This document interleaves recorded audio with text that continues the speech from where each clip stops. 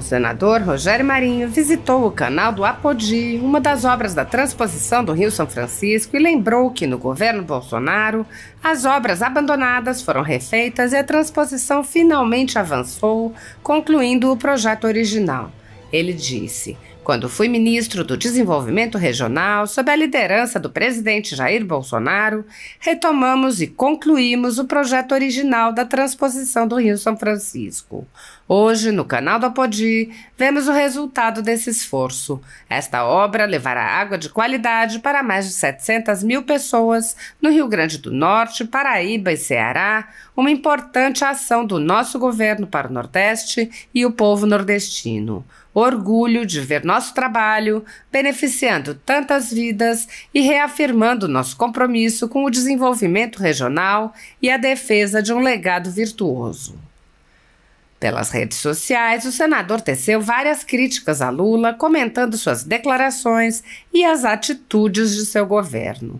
Ao comentar a abstenção do Brasil na Organização dos Estados Americanos, Marinho disse: "Mais uma demonstração da sabugice de Lula e PT, as ditaduras bolivarianas e congêneres.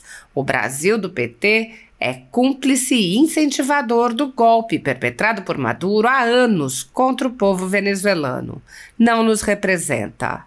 O senador também comentou as declarações de Lula de que a eleição de Maduro teria sido democrática e o aval das organizações de extrema esquerda que manifestaram a mesma opinião. Rogério Marinho disse: "Esquerda brasileira de Lula e do sindicalismo atrasado e fascista herdado de Vargas. Representa o que há de mais repugnante em termos de parâmetros morais na política. Se é de esquerda, pode tudo: perseguir, calar, fraudar, prender e matar opositores, desde que seja em nome da democracia."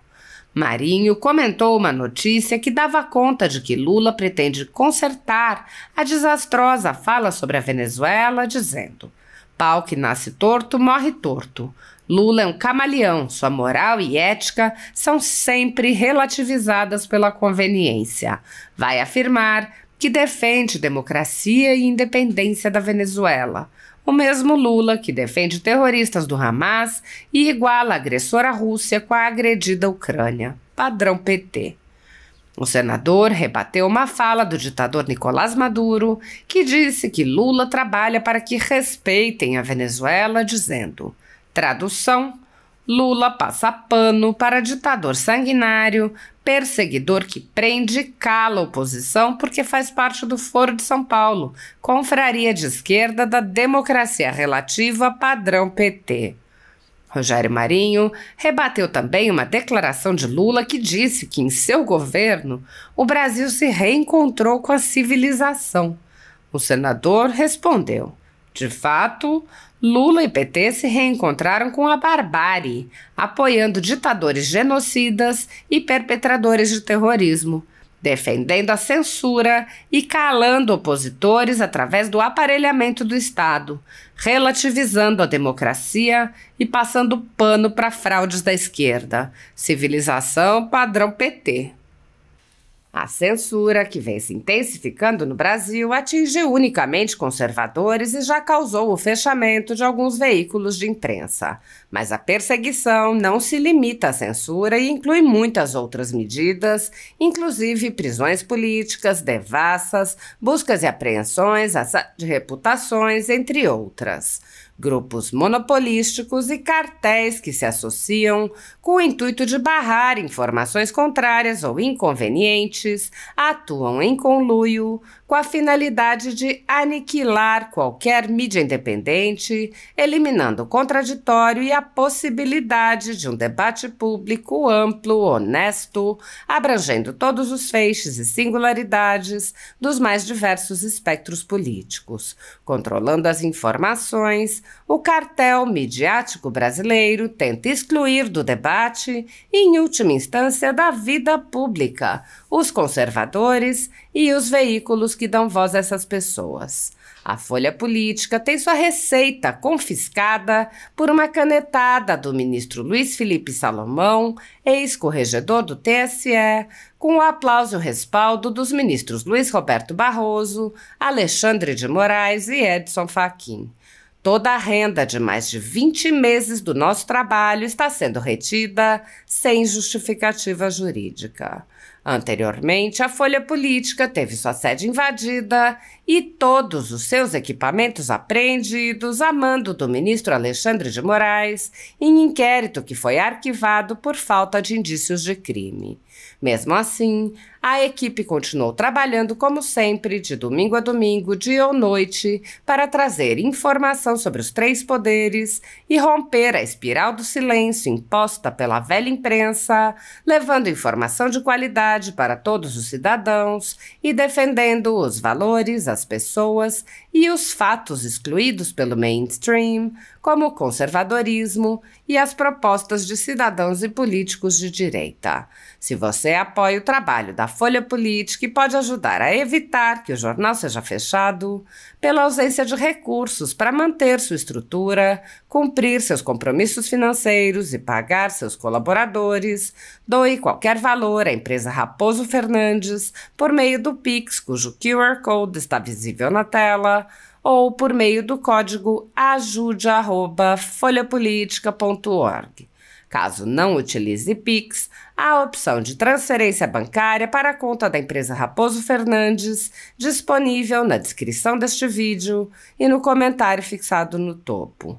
A Folha Política atua quebrando barreiras do monopólio da informação há mais de 10 anos e, com sua ajuda, poderá se manter firme e continuar a exercer o seu trabalho. Pix ajude@folhapolitica.org. Assista. Participando de convenções aqui no interior do estado do Rio Grande do Norte, eu vim aqui hoje na cidade de Major Sales, aqui ao lado de Luiz Gomes, na fronteira com a Paraíba. Aqui fica Uiraúna, essa cidade que faz fronteira com o nosso estado do Rio Grande do Norte. Nós estamos aqui de frente de uma das maiores obras de engenharia em construção hoje no Brasil, que é o Canal do Apodi. Esse é um túnel de mais de 6 quilômetros de extensão.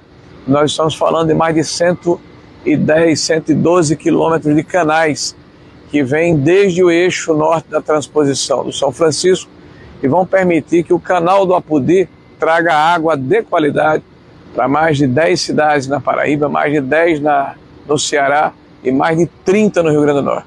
Nós estamos falando de mais de 700 mil irmãos norte-riograndenses, paraibanos e cearenses que de uma vez por todas vão ficar longe do problema da falta d'água. Eu tive a oportunidade de servir ao meu país como ministro do Estado de Desenvolvimento Regional quando o presidente era Jair Messias Bolsonaro. E ele nos deu uma orientação de resolvermos de uma vez por todas a questão da crise hídrica do Nordeste. Nós fizemos a nossa parte, concluímos a transposição do São Francisco e iniciamos uma série de obras importantes. E essa é uma das mais relevantes e essenciais aqui para o interior dos estados do Rio Grande do Norte, Ceará e Paraíba. Presidente Cajuru, proponente senador Sérgio Moro, agradecer aqui a deferência, a gentileza de Jorge Seife e me dirijo à senhora Maria Corina, que representa hoje a voz daqueles que estão resignados, que estão indignados com a situação que já dura 2 décadas na Venezuela. Me permita, antes das perguntas, a senhora Maria Corina dizer que a palavra que caracteriza a senhora e aqueles que a cercam é resiliência. Eu, ao longo desses 8 meses, sempre que a atividade da legislativa nos permite, nós temos ido ao nosso estado, temos visitado outras localidades do Brasil, e a exemplo do que o presidente Bolsonaro falou recentemente, o que mais nós escutamos é: não desista. Não desista do Brasil, não desista de pregar a liberdade, a democracia, a convivência e a tolerância entre aqueles que pensam diferente. E Vossa Excelência, sem dúvida nenhuma, é um exemplo de que a senhora em nenhum momento desistiu do país que Vossa Excelência representa. E nós esperamos sinceramente que tenha êxito, né, nas eleições próximas, primárias e subsequentemente nas eleições gerais. Mas ao mesmo tempo é assustador o relato que Vossa Excelência faz, apesar de nós termos conhecimento através da imprensa, eu diria de uma maneira até superficial, do que ocorre no país vizinho, porque em um determinado momento se passa a banalizar o mal, a se achar que é corriqueiro, normal, cotidiano, não causa mais espécie nem espanto o mal reiterado, né? A supressão dos direitos, o acobertamento dos ilícitos, a forma descuidada com que as narrativas são implantadas para se reescrever a história e a verdade, se distorcer a verdade, se impedir a livre manifestação das pessoas que pensam diferente. E como é assustador assistir a palavra que Vossa Senhoria nos traz nesse momento, das reiteradas agressões, né, à liberdade das pessoas, aos direitos humanos, a própria essência, né, do Estado venezuelano. Quando nós deparamos com esse relato, nós nos voltamos para o nosso país.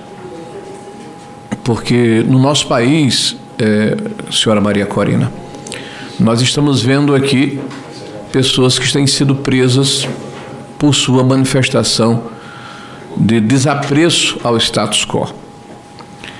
Nós estamos vendo veículos de imprensa sendo desmonetizados, sendo perseguidos por aqueles que imaginam que não é possível se divergir ou ter uma opinião na contramão do consenso do establishment que foi estabelecido de uma forma, eu diria, até coercitiva pelos meios de comunicação, pela maioria daqueles que detêm esse poder no nosso país.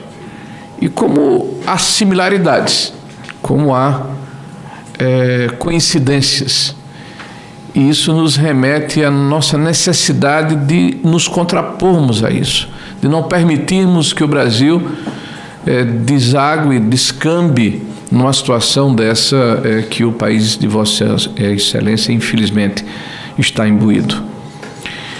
Existem momentos históricos que vou me reservar até a não fazer essas correlações para evitar ser mal interpretado, mas de sociedades maduras, cultas, sociedades estabelecidas do ponto de vista educacional, econômica, que permitiram que essas agressões se perpetuassem, fossem banalizadas, e num determinado momento se ruiu o tecido democrático.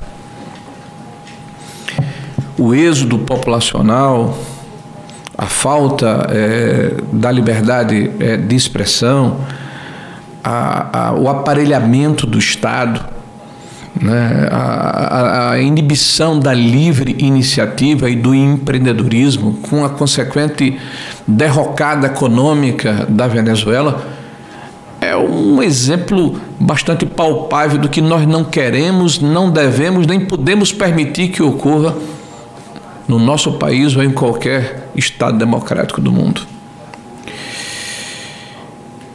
Eu poderia falar um pouco mais, mas vou poupar a Vossa Senhoria dos nossos problemas. Vossa Senhoria tem tantos problemas aí na Venezuela, e dizer de antemão da minha solidariedade, do meu apreço, da minha simpatia, e conte com a nossa voz, né, e com o nosso esforço para que nós possamos fazer dentro do que o nosso mandato permite todo o possível para que a Venezuela de fato tenha eleições livres e aquele povo possa ter um novo amanhecer, uma nova forma de enxergar o seu futuro, e que as pessoas voltem a ter esperança.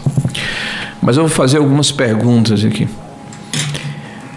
Há um fato que no nosso Brasil é muito discutido, E a partir desse novo governo, através de instrumentos que inclusive não são o legislativo, se impuseram de forma coercitiva e com a narrativa muito forte, que é o desarmamento da população. Nós vemos hoje um governo muito preocupado em desarmar a população civil, que passa por todos os condicionantes de exames psicológicos, de atestados de bons antecedentes, de emprego, etc., para ter uma arma para sua proteção individual, mas nós não vemos o mesmo empenho em desarmar aqueles que estão nos verdadeiros enclaves no nosso Brasil, porque, a exemplo da Venezuela, talvez não nesse diapasão, nós temos regiões geográficas do nosso país onde o crime e a milícia impera, né? E que a população, as pessoas de bem, têm dificuldade de transitar sem autorização desses chefes de crime. Vossa Senhoria, inclusive, deu um exemplo de que o PCC, que é uma das maiores instituições criminosas do nosso país, já tem, inclusive, uma relação estreita com grupos criminosos do seu país. Como se deu esse processo e também como foi o contraponto do armamento dessas milícias de criminosos que hoje aterrorizam a população venezuelana, feita pelo Estado venezuelano.